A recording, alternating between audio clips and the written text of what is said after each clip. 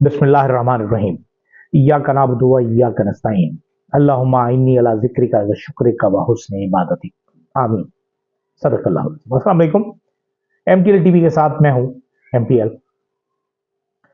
आज हम जिन मौज़ूआत पर गुफ्तगू करेंगे उसमें हुकूमत और पाकिस्तान तहरीक इंसाफ के दरमियान मुज़ाकरात का दूसरा दौर, अमरीका में दहशतगर्दी, जनरल फैज़ हमीद पर होने वाला कोर्ट मार्शल और इत्तलात के मुताबिक जनरल बाजवा की नजरबंदी या तन्हाई, और इमरान खान को 26 मुकदमा में गिरफ्तार कर लिया गया।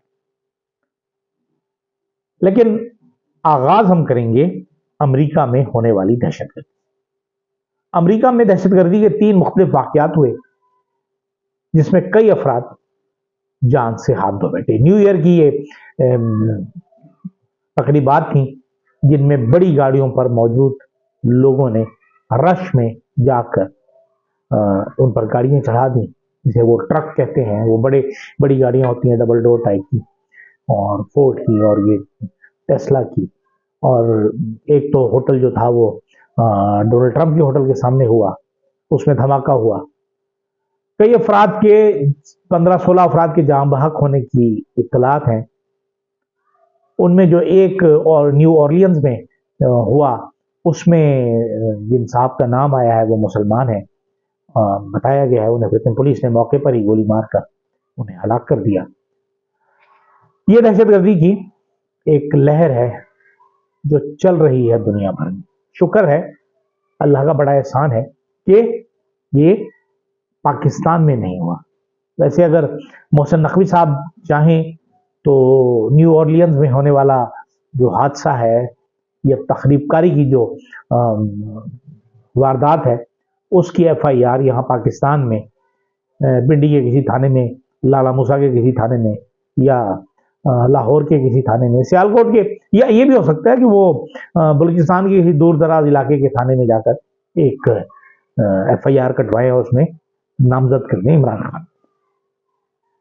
यह है हमारा निज़ाम, जो कहीं पे भी होने वाले किसी भी वाक़े की FIR वो किसी भी जगह हजारों मील दूर भी काट देता है।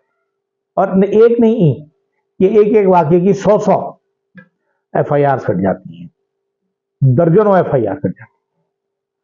बहरहाल अब इस वक्त ट्रांजिशन पीरियड है अमरीकी हुकूमत का भी, 18-19 दिन बाकी हैं उनके। अब 18-19 दिन में जब चेंज ओवर हो रहा है, अब इसमें क्या सूरत हाल बनती है, कैसे बनती है। लेकिन दुनिया दहशतगर्दी से अभी तक बच नहीं पाई, और अब अमेरिका में भी इस तरह के वाक़यात तवातुर के साथ होने लगे।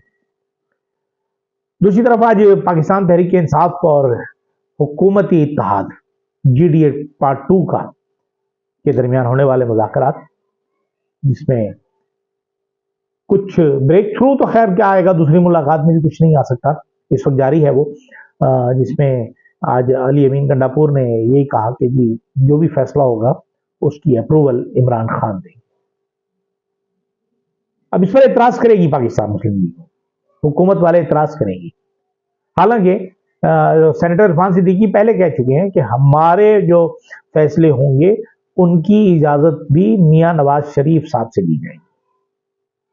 मतलब मियां नवाज शरीफ से मशवरा करें तो हलाल, और अगर इमरान खान से ये मशवरा करेंगे तो उसे हराम करार दिया जाएगा।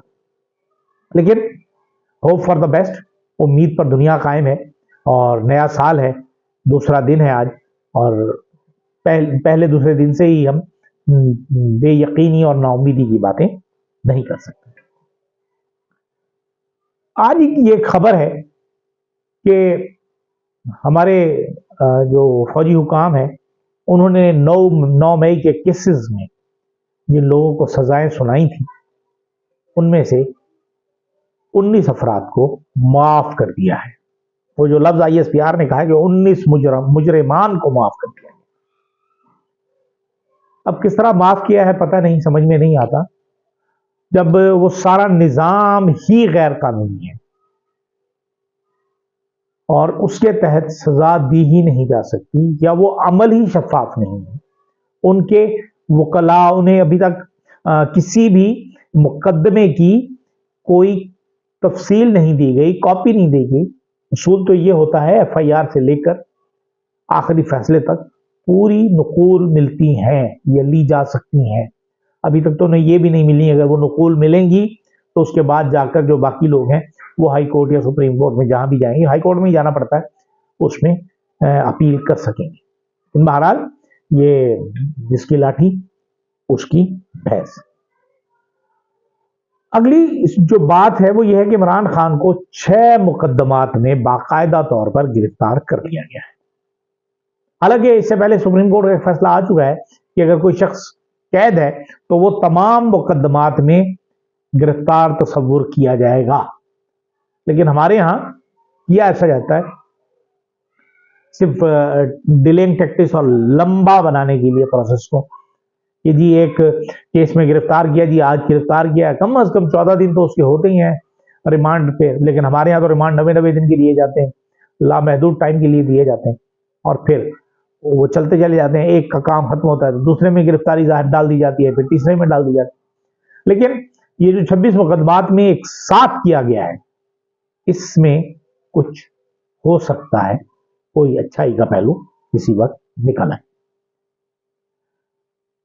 गुज़िश्ता रोज जस्टिस बाबर सत्तार ने इस्लामाबाद हाई कोर्ट में एक टैक्स का केस था जिसमें एक मुल्जिम था, शरीक मुल्जिम था, कराची के एक बैंक का मैनेजर, जिसे FIA ने गिरफ्तार किया था, FBR ने गालिबन गिरफ्तार किया था टैक्स मैटर्स पे, और उन्हें एआनत के जुर्म में गिरफ्तार किया था और उनकी जमानत मंजूर की जस्टिस बाबर सत्तार ने, और 100 रुपए की जमानत। उस पर खासी उन्होंने सख्त मौक़िफ़ भी इख्तियार किया कि इस तरह आप अपने इख्तियारात से तजावुज न करें। लेकिन हमारे यहाँ तो यही है ना कि इख्तियारात से तजावुज तो करना जो है वो कोई मसला नहीं है किसी के लिए, क्योंकि लोग इख्तियारात का इस्तेमाल करते ही इसीलिए हैं, और वो तजावुज करना तो बहरहाल उनके लिए कोई मसला नहीं है। इख्तियारात जो है वो जब आपको खुली छुट्टी मिल जाए तो फिर आप जो मर्जी करें,